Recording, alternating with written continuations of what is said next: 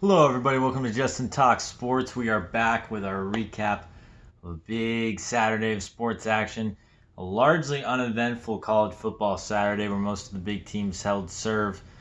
A big time college basketball game that just wrapped up. Really stoked. My Gonzaga Bulldogs looked fantastic. And a big NFL Sunday coming up tomorrow. Really excited to break down some of the big matchups. This is a must win ball game for the Seattle Seahawks. Very excited to see what they can do at Lambeau Field. The Packers and the Seahawks do not play normal football games. All that going on. Excited to break it down all for you. We'll begin with the college football stuff that happened today. It was one of those days. Pretty much everybody held serve. Everyone from Georgia had no problem against Tennessee, winning by 24. Again, it was never really that close. It was through the first half. Tennessee hung around, a couple really bad interceptions derailed them, and then Georgia had no problem in the second half. This Georgia team has looked like the best team in the country, at least out of the Power 5 conferences, the entire way. It's never really been that close. I'll maintain that Cincinnati has looked pretty darn good too, but Cincinnati beat South Florida, right? South Florida is nowhere on the level of Tennessee. Tennessee's a much better football team, and Georgia had no problem with Tennessee. So Georgia's looked on a completely different level. Does that mean anything come playoff time? No, it doesn't. One game, a lot of things can happen, and when you get teams from different conferences in different parts of the country that you would never see match up against each other, strange things happen. So things that we think are true right now about Georgia, about the SEC as a whole, might not actually be true when playoff time comes. But as of right now, Georgia making themselves look the clear favorites in the country, I think, with how they continue to just roll through their schedule. But the rest of the top five, not a whole lot of problems either. Alabama covered against New Mexico State, which I said was not going to happen. 52-point favorites. They went 59-3 today. Don't tell me Nick Saban wasn't thinking about the spread when he was making that happen. Currently, maybe the biggest thing is number 3 Oregon. As I'm recording this, they lead Washington State by 10 with 9 minutes to play, looking to hold them off. This was tied at halftime at 14. Oregon went down, scored right at the start of the third quarter with a fantastic touchdown run by Anthony Brown.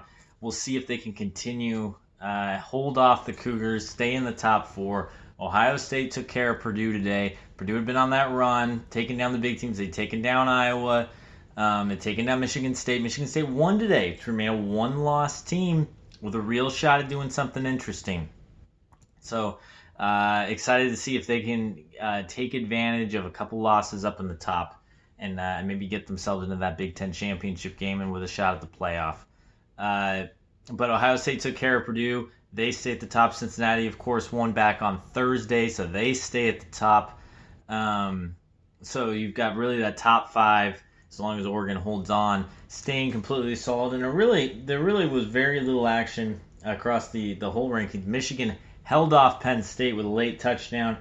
Cade McNamara probably had one of his best games of the season, honestly. This is a Michigan team that is a lot like a lot of Jim Harbaugh's past good Michigan teams, which is they can run the ball quite effectively, but the passing game is where they struggle, and the quarterback position is in flux. But Cade McNamara, 217 yards and 3 touchdowns today, got the job done for the Wolverines, had probably his best game, 19 of 29.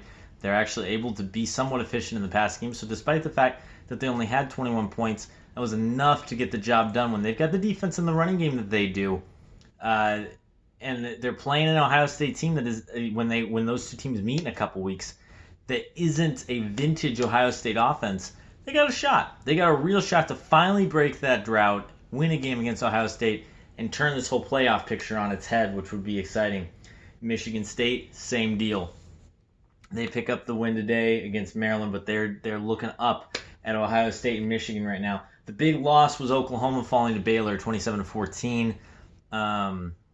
This was Oklahoma had a chance to at least get the ball back late in this ball game before a penalty taking out the center on the long snapper, which I played some long snapper, and when you at least when I was playing it, you were ready to get hit every time you let the ball go. Not the case there. The penalty kept them from getting the ball back, and that was it. So Baylor takes down Oklahoma, and now Baylor is the team in control in the Big 12, or at least has a chance to be. They're 8-2. Oklahoma's 9-1, right? So still with a 1-game lead, but now they're sitting at the edge there, and Oklahoma State is also sitting and waiting now, as the Cowboys have just one loss, which means Bedlam, the game between Oklahoma and Oklahoma State, is going to have massive impact. Maybe not on the playoff itself, maybe not on the top 4. A one-loss Big 12 team, the way this current playoff picture is looking, probably not going to get in. Oklahoma State's going to leapfrog Oklahoma after blowing out TCU today, get themselves at least up to 9, but there's a lot of teams they got to jump late in the season to get into that top 4. A win over Oklahoma would certainly help. So keep your eye on when the rankings come out on Tuesday. There's, a whole mess of teams that are in that fringe area of 8-13 where you're wondering if they could make a crazy run. Oklahoma State is the one to watch because of the way the schedule lines up for them. Because they're going to get a shot at Oklahoma, right, which is a big ranking win. That W would put them at the top of the Big 12, and then they would get a chance in the Big 12 championship game to play either Oklahoma again or Baylor. That's 2 good shots for Oklahoma State to work their way up and be a one-loss conference champion. If Oklahoma is the one-loss conference champion out of the Big 12, that the committee's already been pretty clear that they, even an undefeated Oklahoma, they weren't that interested in because of how much they've had to grind out their victories even against weak opposition. And a 2-loss Baylor team winning the conference, of course, does nothing in terms of playoff hopes. So that's what's to look at out of the Big 12. And then the one other story I've really enjoyed following all season is Wake Forest. They finally lost last week, which was a bummer, to North Carolina. But this team refuses to play defense. But is easily the best Wake Forest football team there's ever been. They win 45-42 against NC State to move to 9-1 on the season, which is just awesome. They've been really fun to watch all season long. They had that game against Army a couple weeks back. They won 70-56. They play wild football games every week. Tune into Wake Forest and watch them play. They have a chance to be the best team in the ACC, which who would have seen that coming at the start of the season? So that is, and then the last thing to point out, UTSA, University of Texas at San Antonio, wins again today, 27-17 over a very bad Southern Miss team. But why is that worth mentioning? They're ranked 23rd. That makes them 10-0 on the season. So you've got Cincinnati ranked 5th. That's the team everybody's talking about as a group of 5 team that deserves their shot. I don't care what schedule UTSA has played. In my opinion, if you are a team that runs the table out of any of the FBS conferences, you deserve a shot. If I was ranking the teams, at the end of the right, maybe not right now, right? Maybe right now I wouldn't have UTSA in my top 4. But if they finished it out, if they won their last 2 regular season games, won the Conference USA title, they were a 13-0 team out of a group of 5 league, I would have them in my top 4. Same with Cincinnati if they ran the table. So if that meant that you had an undefeated Georgia, an undefeated Cincinnati, and an undefeated UTSA, that's the way it goes, and there'd be just one other team from a major conference getting in. That's just the facts. I think the fact that you can run the table as any team in the country and not have a shot at the national championship debunks this entire talk about how impactful and important the college football regular season is and how much it's more important than any other regular season in sports. That is a bunch of crap if you can do what UTSA or Cincinnati is doing and not get a shot at a national championship. Then the regular season doesn't mean anything for half the FBS teams in the country. So I know the UTSA doesn't have a chance, and that anything I say isn't going to change the fact that they have a chance, but that's my take on the situation. Then we're going to pivot quickly to college basketball. One big game that happened today. Gonzaga just got done playing Texas. That's the number 1 Bulldogs at home against 5th-ranked Texas. Gonzaga took care of business, wins this game 86-74, and it was never really that close. Game was never in single digits in the second half. Gonzaga ran out to an early lead and hung on to it. They were up 20 at halftime. Drew Timme dropping 37 points, a career high for him, the 3rd most ever by a Gonzaga player at the McCarthy Center, their home stadium.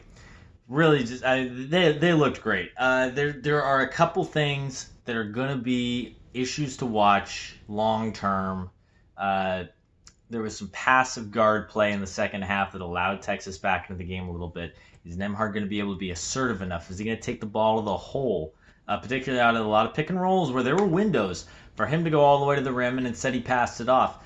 That's fine if this team has the shooting and the wing players to knock down those shots consistently. Rasir Bolton did tonight, but do they have other people? Is Holmgren, who was clearly not prepared for the physicality and energy and intensity of tonight's game, which is understandable for a guy making his second career college start, can he adjust, right? Can he become the guy that we everyone expects him to be? Can other players like Julian Strother, right? Can Nolan Hickman, can these guys pick up and be the people that this team needs in situations where maybe Timmy is being cut off by a team with Apollo Banchero from Duke, or if they play Hunter Dickinson in Michigan or something in the tournament.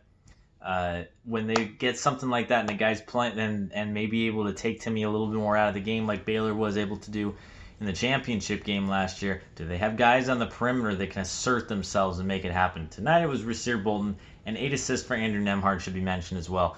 But I don't want to put too many negatives on it. They looked fantastic. The defense was excellent. Chet Holmgren was excellent on the defensive end, where you were able to see Timmy able to do what he does well, which is play very smart mentally on defense, switch, back up, get himself in good position, cut off people's driving lanes, and that freed up Holmgren to roam the lane, both rebounding-wise with excellent box outs and looking to swat shots. And if they're able to team up that way in the defensive end all season long, and Timmy moved his feet really well, he was not nearly the same liability in pick and roll sets that he was last year, especially in the tournament. That stuff was really exciting to see. So I continue to be incredibly high on this Gonzaga team. Nothing about tonight slowed me down. These guys are going to run it all the way and win themselves their national championship. And this was the first step along the way. The final thing to pivot to then is our NFL look ahead for what promises to be a wild Week 10 in the NFL. It just continues to be a crazy season. Last week was one of the wildest weeks in recent memory, with a number of division winners or division leaders and highly ranked teams that lost. You think the Cowboys losing, the Bills losing, the Rams losing, all in very surprising fashion. Big time matchups include Dallas and Atlanta, where Atlanta right now, at the season of today, the Atlanta Falcons will be in the playoffs with a first-year head coach. That's incredibly surprising. They're playing a Dallas team that is reeling from just getting it handed to them by the Denver Broncos. You've got the Seattle needs this win. A 3-5 Seahawks team with Russell Wilson coming back, head into Green Bay. All assumptions are Aaron Rodgers is going to play tomorrow. They need a W. They need it really badly, and they're not going to do it by asserting the ground game. Okay, they're going to do it because they've got two fantastic wide receivers in Tyler Lockett and DK Metcalf, and they take advantage of one of the weaknesses of Green Bay's defense, which is the outside. They take advantage of the fact that when you put 3 wide receivers on the field, that means Kevin King is one of their corners, right? And I love Kevin King as a former Husky, but he's a big-time liability for them when he's on the field as a defensive back. They can do things like that, right? Try to expose the secondary of Green Bay. If they get bogged down trying to hand the ball to Alex Collins and Rashad Penny 25 times tomorrow, then they're in for a long day. The defense, which was so much of a concern early in the season, and even still second worst in the league in terms of yards allowed per game.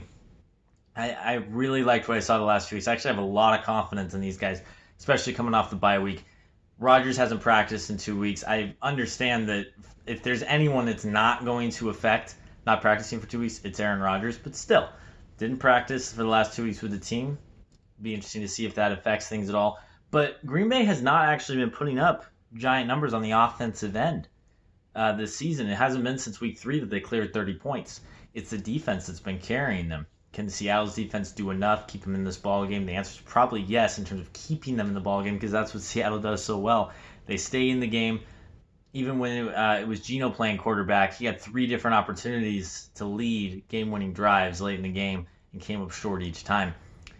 It feels like almost a guarantee that Seattle will be able to do that with Russ. It's can they come through at the end, because that's the story always for Seattle. That is the story. Can they come through late? Because Pete is a master at getting the games close late, frustratingly so. He takes the foot off the gas much too early in ball games. He's way too intent on just keeping it close. Instead of trying to put teams away, instead of playing aggressive early, he just wants a close game in the fourth quarter to give his team a chance, and that's rolling the dice way too many times, and it's bitten him a couple times this season. The game against Tennessee being the best example of that. But it makes things interesting, and it gives you a lot of confidence going into this, a very difficult road game against a really good Green Bay team. They're still going to have a shot. That'll do it for today's tonight's Sports with Justin. I'll see you guys next time. You can, again, hit the comments. Please like and subscribe. I'll answer any of the comments below. And you can follow me on Instagram at Brashmaster. Hit me up on the Twitter, same thing, at Brashmaster. And I'll make sure to put anything you guys want to see in my next video. All right. Thank you guys, and I'll see you next time.